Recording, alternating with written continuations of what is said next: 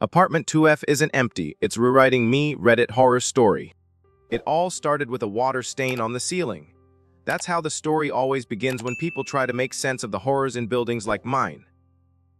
Not with blood or a scream in the dark, but with something dull and explainable. I had moved into apartment 2E a month after the previous tenant vanished without a trace. No one in the building spoke of her, and the landlord brushed past my questions with that oily smile people wear when they want you to stop digging. People move on, he said, jingling the keys. Cities eat people all the time. I thought it was a metaphor, but maybe it wasn't. Maybe it was the truest thing he ever said. I remember the first night vividly because nothing happened. Silence, eerie and too complete, settled in like a fog that pressed against the windows from the inside. It was only on the second night that I noticed the sound. The rhythmic thump, thump, thump, like someone pacing in the unit above me. But I lived on the top floor. There was no one above me. That sound, steady as a metronome, began each night at 30:33 a.m. on the dot and ended at exactly 4:17. I know because I timed it. It was as if the building itself had a heartbeat and only revealed it while the rest of the world slept. At first, I blamed the pipes, old and rusted like the skeleton of a drowned ship. But no pipe thumps in steps. No pipe pauses by the window and resumes in the hall. By the end of my first week, I had memorized the pattern. 14 steps toward the kitchen wall, stop, 2 to the window, pause, then back again. It was always the same. Always. It was the repetition that drove me to investigate. I should have left it alone. I really should have. But some curiosities come with hooks, and once you bite, they don't let go. The hallway outside 20F always smelled faintly of burnt sugar and rotting lemons. A sticky sweetness that clung to your nostrils long after you'd gone. No one answered when I knocked. No one ever did. The mail slot overflowed, and the door, though battered, looked untouched by keys or life. I asked the building manager if the unit was occupied, and he avoided my eyes. "Not your business," he muttered. "Let sleeping dogs lie." But it wasn't sleeping. I heard it every night, pacing, and sometimes whispering. I thought it was my imagination at first. Sleep-deprived nerves playing tricks on me. But one night when the thumping stopped, I leaned against our shared wall, held my breath, and I heard it. Whispers, fast, sharp, and not in any language I understood, like insects rubbing wings in coded fury. I pressed my ear tighter against the paint-chipped surface, and just for a second, the whispering stopped. Then something thudded against the wall from the other side. Hard, deliberate, as if someone knew I was there. My legs turned to stone. I stumbled back, heart slamming against my ribs like a prisoner behind bars. I didn't sleep that night. The next day, I asked my neighbor across the hall, an old man with skin like crumpled paper, if he ever heard anything from 20F. He looked at me for a long time, then slowly raised a trembling hand and pointed at his ears. Hearing aids. "Dead batteries. Don't want to hear," he said in a voice like rusted hinges. "Not anymore." I understood him better than I wanted to. The following night, the sounds changed. Instead of footsteps, I heard dragging. A long, slow scrape across the floor, as if something heavy was being pulled, reluctant to move. And the whispers, louder now, angrier. I barricaded my door, turned up white noise on my phone, and still, they came through. Not through the wall, through the vents. That's when I started watching. Not the people, but the unit. Apartment 20F became my obsession. I tracked when the pacing happened, noted when the lights flickered, listened for the sudden bursts of humming that sometimes rang out at midnight. I bought a cheap endoscope camera and slipped it beneath the crack under the door, only to find nothing. Blackness. Not darkness, but complete absence of light. As if the apartment had no depth. As if the space didn't exist in the same way ours did. I pulled the camera back and sat in my hallway for hours, staring at that door, willing it to open. It never did, but I heard the knob turn one night. Just one soft click, and then silence. After that, things started moving in my apartment. Small at first. A photo frame tilted. A glass slid closer to the edge of the counter. I blamed the building's slope, the vibrations of traffic, anything but the truth, until I woke up and found every cabinet door wide open. Every drawer. Every closet. Nothing stolen, nothing damaged, just opened, as if someone had searched without taking. I installed a camera. It caught nothing. But at 3:33, the feed cut for exactly 44 minutes. Then resumed. And the kitchen chair was turned toward the hallway. No one believed me. My calls to the landlord went unanswered. The old man across the hall stopped answering his door. The rest of the tenants, ghosts in flesh, walked with a kind of programmed disinterest, eyes glazed, smiles too wide or too absent, like extras in someone else's dream. I considered leaving. God, I did. But something held me. Not fear. Not really, it was fascination, like watching a storm crawl toward shore. You know it'll tear your house apart, but you still stand on the porch to feel the wind. That's what 20F became. A storm wrapped in silence and drywall. I couldn't look away. And then the scratching began. First on the inside of the shared wall, then beneath the floors. Some nights, it sounded like nails. Other nights, teeth. I sleeping. I stopped eating. I just watched. Counted the seconds. Noted the patterns. The voices began to form words. My name. Over and over. Whispered, screamed, sobbed. Once, it came from inside my own closet. That night, I dreamt I opened 20F. I dreamt of endless corridors painted in a color I'd never seen.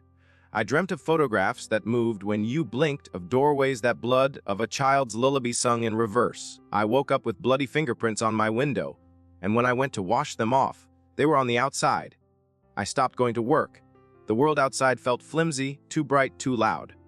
But the building whispered to me now. It liked that I was listening. It rewarded me with glimpses. Lights flickering in 20F when no power was connected.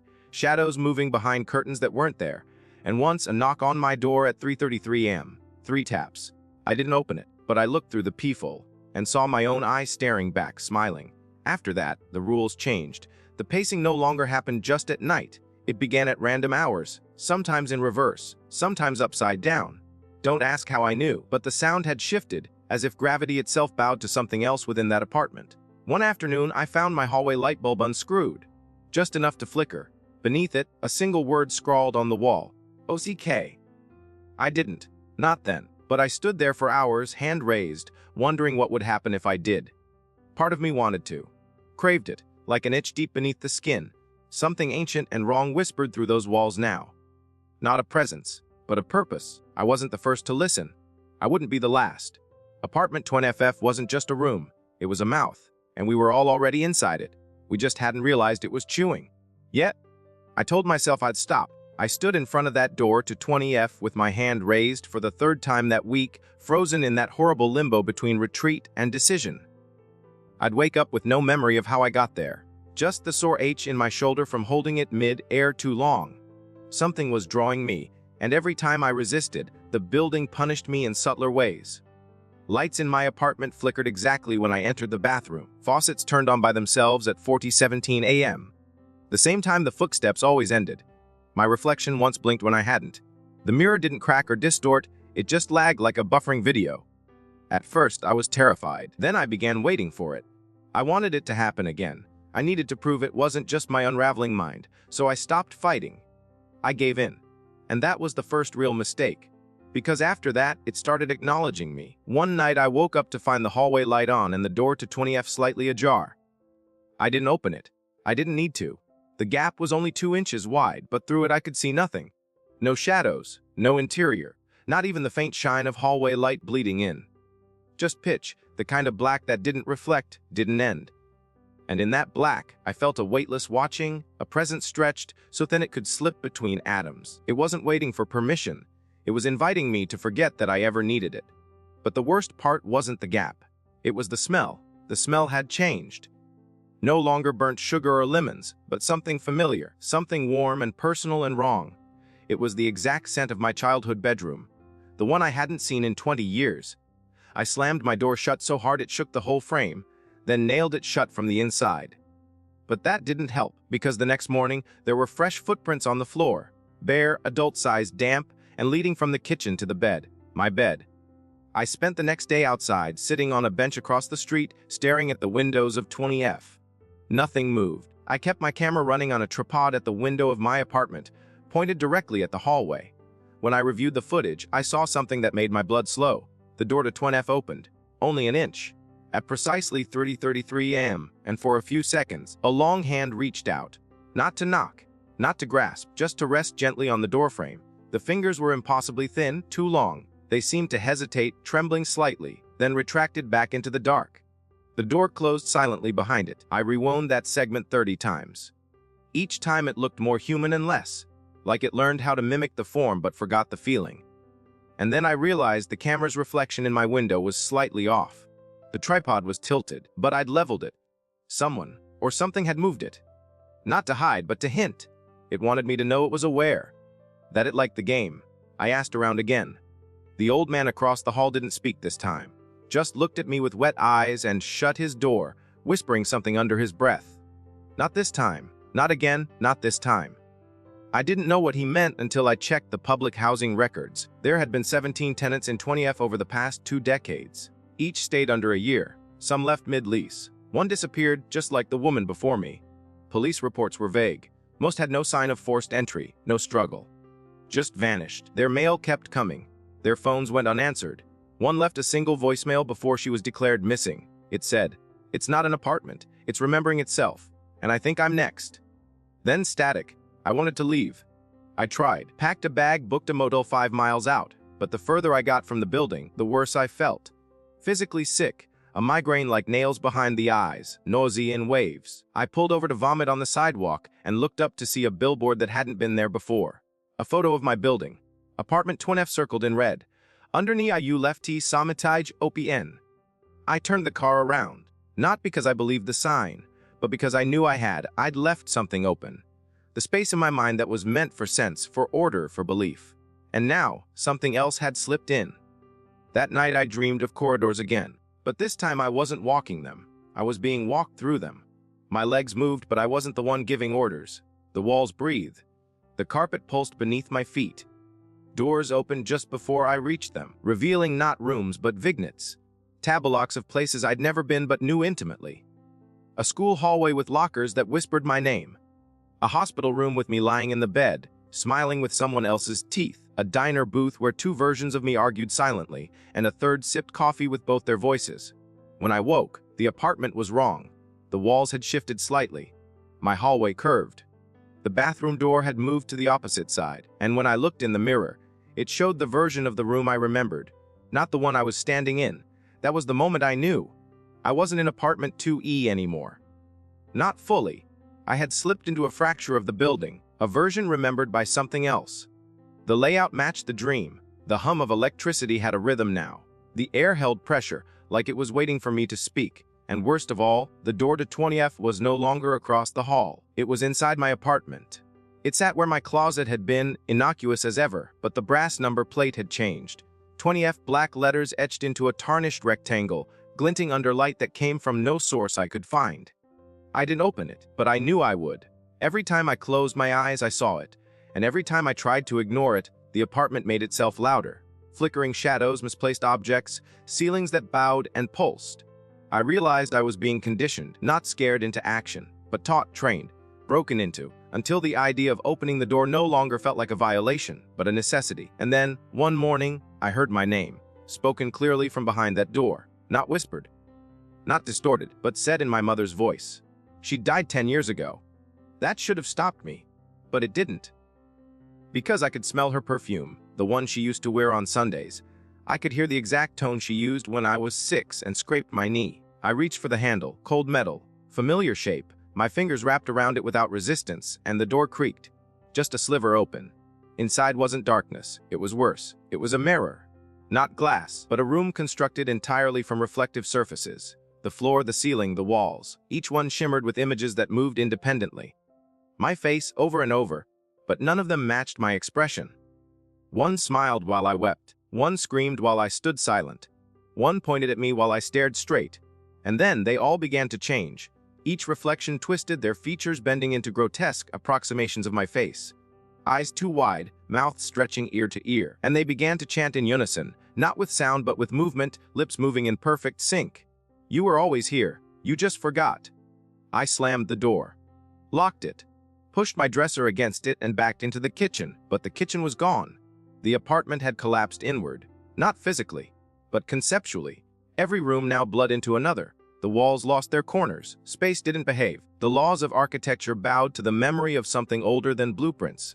I realized too late I hadn't opened a door. I'd accepted an invitation. I hadn't been haunted. I'd been chosen. Now, I'm not sure what day it is. Time here is elastic. Sometimes I think I see the old tenants. Not in full, just fragments, a shadow with a limp. A woman's laugh echoing from inside the microwave. I talk to them sometimes. They don't answer, but I feel less alone. I think they're pieces of the same story. We all are. The building isn't alive, it's remembering. Replaying. Writing, it uses us like ink, bleeding its narrative across time and drywall, scrawling the same looping horror until someone breaks the page. And maybe I can. Maybe that's why I was called. Not to be eaten, but to erase the mouth, to close the loop. I think I know what I have to do. I have to open the door again. Only this time, step through without looking back. No camera. No anchor. No memory of the shape of my own name. Because whatever's behind that door, whatever's been calling me, it doesn't want to kill me. It wants me to understand. The third time I opened the door to 2F, I didn't flinch. I didn't hold my breath or hesitate. Something inside me had already accepted it, as if my will had been slowly eroded, a shoreline softened by relentless tides. The door opened wider than before, not with a groan or creak, but with a gentle sigh, like a body finally exhaling after being held too long. What lay beyond was not the mirrored chamber from before, but a hallway, longer than the building could contain. It stretched far past the spatial limits of the second floor, a corridor tiled in black and pale green checkerboard, walls lined with mismatched doors, each one painted a different hue, each vibrating slightly as if holding in something that wanted out. There was no sound, only a pressure in the air, like before a thunderstorm when the world holds its breath and the birds forget how to sing. I stepped inside. The moment my foot crossed the threshold, the door to my apartment vanished. Not slammed or closed. Just gone. I turned in time to see the empty stretch of hallway where it had been. No seams in the wall, no hinges. I was completely and unmistakably somewhere else. Not underground, not in a dream. Something worse. I began to walk. Each door I passed bore no number. Just subtle etchings in the wood. Symbols. I didn't recognize them, but they stirred something deep in my gut. Some primal recognition I couldn't translate into words. One looked like the curve of a ribcage, another like the profile of a screaming face viewed from above. The air smelled wrong here. Not rotten, not moldy. More like static, like the sharp, metallic tang of TV snow and old electronics that have been left running too long. I reached for the first door, one painted in a shade of blue so deep it looked black. My hand hovered an inch from the knob when I heard it scratching. Not from within but beneath. From the tiles. It followed my feet. I stepped back, and the sound paused. I stepped forward, and it resumed like something just beneath the floor mirrored my movements with clawed fingers, dragging itself beneath me. I didn't open that door. Instead, I kept walking. Time wasn't real here. I felt neither hungry nor tired, but I must have passed 100 doors, each one humming with its own signature tension. Some pulsed like vines. Others flickered as though lit from within by lightning. Eventually, I reached a bend in the hall. Around the corner, the hallway widened into a room shaped like a keyhole. Inside were chairs, dozens of them, all facing a single wall. Each chair was different. Dining chairs, rocking chairs, wheelchairs, office chairs. High chairs all arranged in uneven rows like an audience waiting for a play to begin. None were empty. Every single one was occupied, and every occupant was me. Not mirrors. Not hallucinations. Copy. Some wore different clothes. Some had scars I didn't. One had no eyes. Another was missing a mouth. One looked ancient. Another childlike.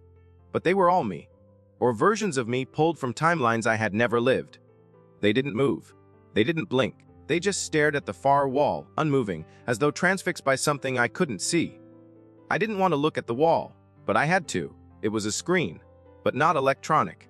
More like a living membrane stretched taut and trembling, a veil between states. It played images, memories, perhaps, of me in places I didn't recognize. One scene showed me lying in a hospital bed, tubes everywhere, my mouth frozen mid-scream. Another showed me opening a door and being consumed by black smoke.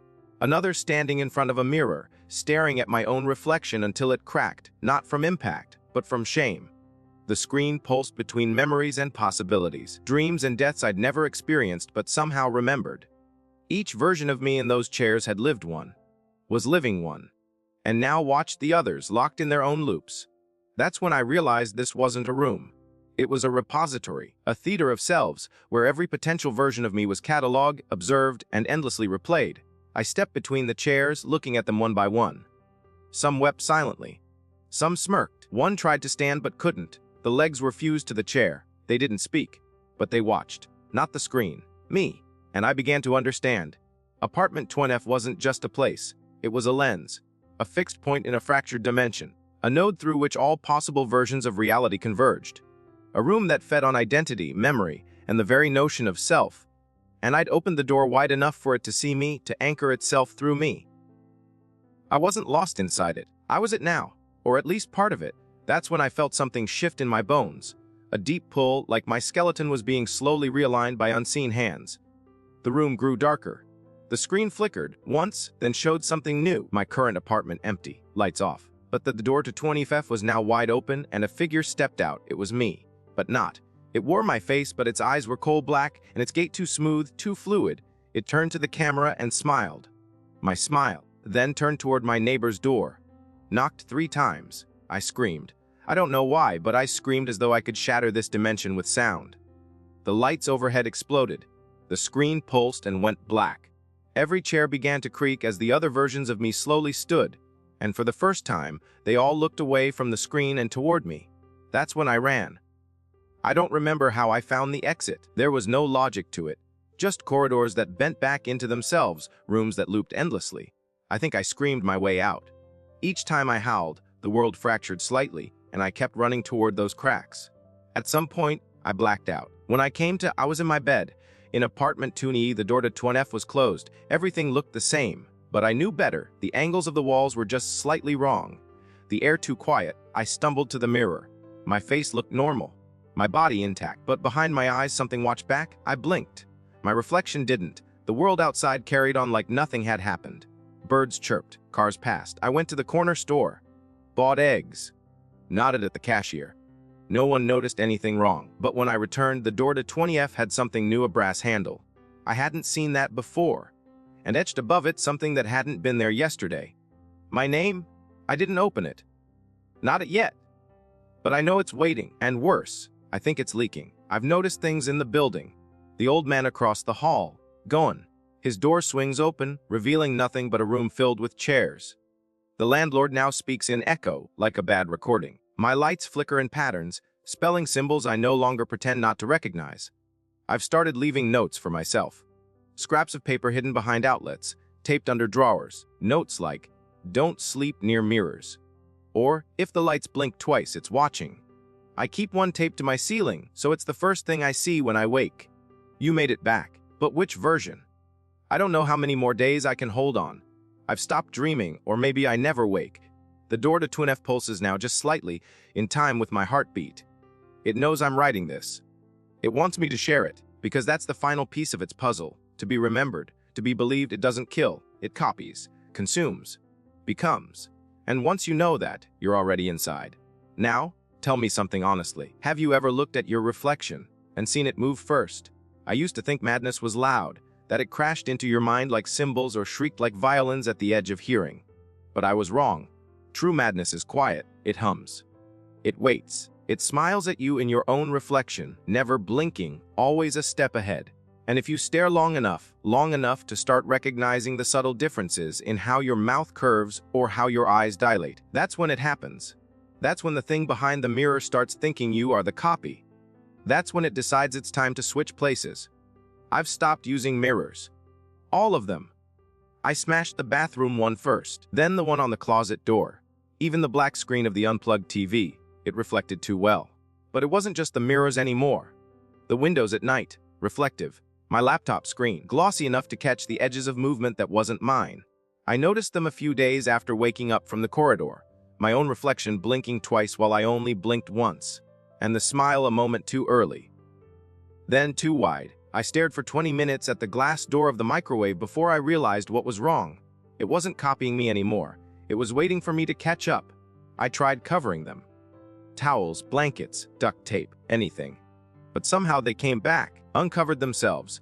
The towel I'd shoved into the bathroom mirror appeared on the kitchen counter dry. The duct tape, peeled off neatly, curled at the corners like someone was giving me a chance to fix it before things got worse. And things did get worse. The walls started humming. Not an electrical hum, not something from faulty wires or old bulbs. It was musical, low, monotone. A single note sustained forever, pressing into the bones behind my ears, vibrating at the frequency of dread. I recorded it on my phone, desperate to prove I wasn't making it up. But the playback was silent. No hum, no background noise. But when I turned the volume all the way up and pressed the phone to my ear, I heard it, a whisper beneath the silence. My name, repeated endlessly, broken by static bursts of phrases I could never quite catch, like someone had scrambled all my thoughts and played them back in a different language. At night, it got harder to tell where the apartment ended. I'd reach for the kitchen light switch and find a doorknob instead. Open a cabinet and find only black, not shadow. Absexture, no end, just black that breathed cold. I stopped opening anything. I memorized the layout of my apartment by feel, counted steps between walls, left breadcrumbs of sound, tapping patterns, music clips on loop, so I could orient myself by echo. Sometimes the echoes didn't come back. I tried calling someone. Anyone, but phones don't work here anymore. They dial, they ring, but the voices on the other end aren't real. One sounded like my mother, the way she did when I was 8. She asked me why I stopped practicing piano. Another voice, my own, called me by a name I've never had. They don't want to talk. They want to remind you of things you never did, of loves you never lived, until you start to forget which memories are real. There was a moment, just one, where I thought I'd made it all up.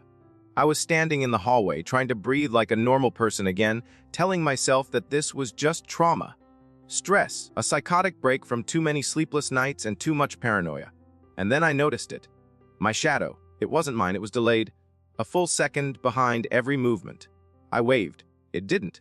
Then it did, but too late and with the wrong hand. I held my breath. My shadow breathed. And then, slowly, deliberately, it turned to face me. That's when I stopped pretending. It's not paranoia if the thing under your bed actually watches you sleep. I decided to test it. The door to 2EF still sat inside my apartment like a tumor. I stared at it for hours, trying to will it to vanish. It didn't. But it started changing. The wood grain shifted. The number plate peeled off and reattached itself upside down. Once, I looked away for a second and found it open an inch wider than before. I slammed it shut, threw a chair against it. The next morning, the chair was gone, and the door was locked from the inside. Something had passed through. I could feel it. Not hear it, not see it, but feel it, like a breath on my neck or a hand brushing my ankle in the dark. I wasn't alone anymore, not even in my head. My thoughts stuttered. My memories repeated. I'd pour coffee and forget if I'd just done it. I'd pick up a book and find it already open to the page I hadn't read yet. I'd blink and lose minutes. Then hours. Then I found the journal. It wasn't mine. I didn't write it. But it was in my handwriting. Every page filled with entries, dated weeks in the future. Descriptions of things that hadn't happened yet. Names of people I'd never met. And always the same phrase at the end of each entry. Don't trust the next one. They're closer than you think. I flipped forward to the final page, blank except for one line. You are not the original. I stared at that line for a long time. It didn't make sense. Of course I was. I remembered everything. My childhood. My first kiss, my first apartment, every dream. Every scar was me, wasn't I? I looked in the mirror. The one I had broken. The shards were back on the wall now, reassembled like a puzzle done by trembling hands. My reflection blinked once. Then again, but I hadn't. I raised my hand. It copied me perfectly this time. But the smile was already there, waiting. I began testing myself, writing things on my arms. Dates, names, questions only I would know. I'd wake up and find new answers written in handwriting just slightly sharper than mine, as if someone had been practicing. I asked, what's my greatest fear? The response, being replaced. I asked, what are you? The response, home. I don't sleep anymore, not willingly. I drink coffee until my hands shake. I blast music to drown the whispers, but eventually I always fall. And when I do, I dream in multiples. Versions of me wandering that endless hallway again. Sometimes I follow one. Sometimes I am one. And I always end up in the same place at the theater of chairs, each seat filled with me, but fewer each time. They're disappearing, one by one. And I think I know why. Because I'm absorbing them, integrating them, becoming a composite, a stitched amalgam of selves. And I think the building is doing this on purpose. It's simplifying me, flattening the spectrum, making me easier to replicate. Soon, there will be only one left, and then I'll be complete. Or rather, what you're thinking. I know I'm insane, that none of this can be real, that I'm writing fiction, and maybe you're right. Maybe that's the last trick. Maybe by telling you this, I'm spreading it. Maybe that's the point. Because I don't know how you're reading this. I don't remember sending it. I don't remember writing it. But if you're seeing these words, if they've made it past the echo, then you're already part of it. You're already on the threshold. You just haven't knocked yet. There was a time I believed the worst had passed. That I had hit the bottom of the spiral, that the world I knew had twisted as far as it could, that no further unraveling was possible. But I was wrong, because the fifth stage is always the same for every mind that tries to escape compliance. Not peace, not healing, Just surrender, and that's what it wants. Not to kill you, to change you, slowly, permanently, patiently.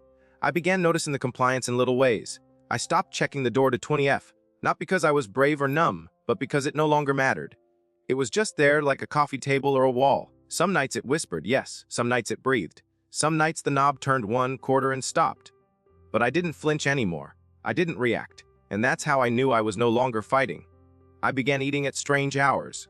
2:08 a.m., 5:41 p.m., 11:03 a.m. Never hungry, just obedient. I started humming a tune I didn't know over and over until it became part of my breath. A slow, lilting 4-note pattern I heard in my dreams and woke up still mouthing. I wrote it down, the notes, tried to play them on a piano app, and the moment I did, my light bulbs all exploded. Every one, shards like raindrops embedded in the ceiling. The hum returned, louder, as if in approval. Then came the paper people. It began with folds, paper cranes, appearing in my sink, on the windowsill. Once inside the fridge, folded from what looked like my lease agreement. Each one was made from documents I hadn't touched. Receipts, letters, even a page torn from a childhood notebook I had lost decades ago. And they weren't random. Each carried a message inside, tiny ink, scrawled lines in my own handwriting that I hadn't written. You left the door open again. This version is behaving better. Do not look at her reflection, only yours. The last one arrived folded into a tiny human shape. Arms crossed, head bowed, its paper hands clenched into fists. When I unfolded it, the back bore only one word: prepare. The next day, my phone updated itself. I hadn't touched it. The UI was different. Every icon mirrored. When I opened the gallery, every photo had been replaced with a still image of my apartment's hallway. Slightly different each time. In one, the floor was wet. In another, the walls were papered with thousands of eyes. One showed a version of me sleeping, despite the fact I had not been in bed that week. I deleted them. They came back. That night, I heard laughter. Not from the hallway. From inside the walls. A child's laugh, short and brittle, like it had never been used before. It echoed not from one spot, but from everywhere. I pressed my ear to the wall. Silence. Then a knock. Not on the other side of the wall, but from within it, like the plaster and paint had hollowed and someone was standing inside, knocking to be let out. When I tore the wallpaper back, the words were there, scrawled over the plaster. We wear your skin until it fits. I couldn't sleep after that. I stopped closing my eyes altogether. But the dreams still came, now while I was awake. I'd stare at the kitchen clock and suddenly, I'd be back in the chair room, watching the veiled screen, listening to 1,000 versions of myself scream in silence. Except now, some chairs were empty, not vacated, erased, like their occupant had been successfully overwritten. I began keeping count. There had been 63 chairs the first time. Now there were 48, and I could feel the missing pieces in me. I'd remember tastes I'd never tasted, words and languages I never studied. One morning, I picked up a book and fluently read a page in Czech. I don't speak Czech. I checked online. The passage wasn't published anywhere. It didn't even seem to be part of any known book. And yet I knew how it ended. I was changing. My reflection now blinked at the same time. Mostly. But I noticed the eyes had lightened just a bit. The smile was symmetrical now. Mine had always been a little crooked. I turned off all reflective surfaces, but then they appeared in puddles, in the curve of spoons, in a droplet of tea on the stove. I couldn't run from it anymore. It followed. Then came the voices. Not just whispers now. Full conversations, held in other rooms when I was supposed to be alone. I'd hear my name in a tone my father used to use, despite him being dead. I heard my best friend, who I hadn't seen in years, speaking in a panicked rush. Don't believe anything with your face. Don't. It's not you. I ran to the bedroom. Empty. The closet door swung open just a hair, and something inside gasped. I stopped checking the rooms. Instead, I tried rituals. I burned sage. I rang bells. I poured salt along thresholds and recited nursery rhymes backward. Nothing worked, but it liked the effort. One night, I woke to find the salt rearranged into spirals and a child's handprint in the middle of my chest. It began wearing me outside. I caught glimpses of it in the stairwell, just a flash. My hoodie, my walk. Once, I saw a girl across the street flinch when I passed her. She said, "Didn't I just see you upstairs?" But I hadn't been there. I hadn't left my apartment in 2 days. The mail began arriving with someone else's name on it. My own name became harder to remember. It didn't feel right in my mouth anymore. Like trying to pronounce a word from a forgotten dream. I called my mother's number again. It rang and rang, then silence. Then my voice picked up. "Hey, Mom. I made it out." He's still trapped inside. It's safe now. I threw the phone across the room. It didn't break. It laughed. The final crack came the night I found a second version of my apartment 2 floors down. I didn't know why I'd gone down there. I just woke up standing in front of door 20F, but on the ground floor. There was no 20F down there, but the number plate was glowing faintly. When I opened it, it was my apartment. Same couch, same dishes in the sink, same books stacked by the window, but the air was colder, and the picture frames held faces I didn't recognize. Me, yes, but with different people. Parents I never knew, a woman I'd never dated, a child in my arms that couldn't possibly exist. I turned to leave, but the hallway was gone, and something whispered in my ear, "Stay. He's already taken your place." I ran, I don't remember how. I clawed through walls. I think I bit my own arm. When I came to, I was back in my bed. My real bed. The wallpaper was back on the walls. The air was silent. But I knew better. I wasn't the one who made it out. The problem is, neither do you. Because if you're reading this, it's already begun for you too. The crack has opened. The door has creaked. And the building has learned your name. Just listen. Do you hear the footsteps now? 14 paces. 2 to the window. Back again. You don't know it's the end until after it's already happened. That's the trick. That's how it wins. It doesn't close with a bang or scream or sudden fall into blackness. It ends with a whisper of familiarity. Something so soft, so comfortably out of place, that your brain doesn't even raise the alarm. It ends when you mistake something false for something real, and you keep moving forward, never noticing the fork in the road where you were left behind. That's what happened to me. That's why I'm writing this. Or rather, that's why he is. I woke up this morning with clarity, which is already suspect. I remembered everything. The chairs, the shadows, the door with my name on it, the hum, the paper people, all of it. The horror, the unraveling, the doubt, everything. But the room felt clean, too clean. The air didn't buzz. The shadows fell where they should. For the first time in weeks, my reflection blinked with me. I thought I had won, until I saw the clock, 3:33 a.m. Exactly. Exactlept. I hadn't even closed my eyes. That's when I understood. This wasn't my victory. This was the final phase, the gift. The building doesn't trap you by force. It doesn't even need to. Once it's rewritten your rules, once you've doubted enough of yourself and accepted too much of it, it lets go. You become your own warden. You police your own perception. You willingly live in the replica, because fighting the original became too exhausting. I was standing in my living room, but not my living room. Everything was slightly brighter, edges too crisp. Smells too exact. My socks didn't bunch at the heel like they always did. The coffee didn't taste quite like it should. It tasted like my memory of it. The nostalgia of coffee. And the photo on the fridge. It was me and my sister. Only I don't have a sister. That's when I saw him. Not in the mirror. Not in the corner of my eye. In the hallway. He dressed like me. Moved like me. Head tilted with the same cautious curiosity I wear when I think I hear a strange sound. But his eyes, they weren't mine. Not anymore. They were patient, too patient, like he'd been watching me try to understand, and now he was amused I'd finally caught on. I didn't move. Neither did he. Then he smiled. And in that moment, I understood the ending wasn't for me. It was for him. He was the final version, the full integration, the mirror's success. Everything I had resisted, filtered, and perfected, and now walking freely in a world that would never question him. He waved once. Slow, like a goodbye you give to a sinking ship, and then he stepped out the front door. And I couldn't follow, because the doorknob wouldn't turn. My heart stopped. Not metaphorically, it stopped. For 3 seconds. I counted them. I heard the silence between beats. When it restarted, everything inside me shifted, not pain. Arrangement, like something had been slotted into place. The final chair, the final echo. I stumbled to the window, but the street outside didn't match any I'd known. The cars were shaped wrong. Just slightly. The streetlights had no bulbs.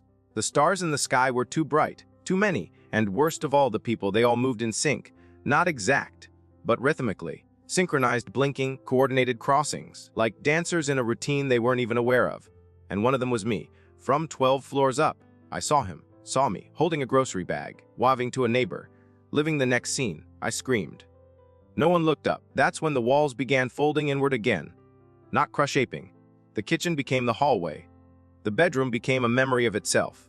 I turned in a full circle and ended up in the theater. But this time, there were no chairs. Only mirrors. Dozens. Hundreds. Each one showing a different me. Dying. Laughing. Staring blankly. Being swallowed. Living happily. Dissolving into static. and in the center of the room stood a single mirror taller than the rest, framed in what looked like bone, etched with a phrase I now know by heart. "You are the last one." I didn't walk toward it, it pulled me, like gravity. And when I stood before it, I saw nothing. No reflection, only the door to 20F. From the reached out, I touched it. My fingers went through, and I stepped. Now I live here, not in the building, in the cracks, in the spaces between. I exist where the reflections go when no one's watching, where your thoughts echo too long and come back sounding not quite like you. I hear every version of me still trying to fight, still scratching at glass and wood and time, trying to get back. But none of them can, because the ones who win, they don't want to leave. They become storytellers, messengers, seeds. That's what I am now, a story, written just right, to be told aloud, to be passed along, to be believed. Because once you believe, once you read this all the way through, the door appears. Maybe not right away, maybe not where you expect, but it will be there. And when it knocks, don't answer. Or do, because maybe you're the next one. Maybe you're stronger. Maybe you'll find the real exit. Maybe you're the original. But let me leave you with one final warning. One last thread. Fraying at the end, if the lights flicker when no one else reacts, if you hear your name from an empty room, if your reflection smiles too early, you're not alone. You're not you. And you've already stepped through the door. Enjoyed the video? Give it a thumbs up, subscribe to the channel, and tap the bell so you never miss an update.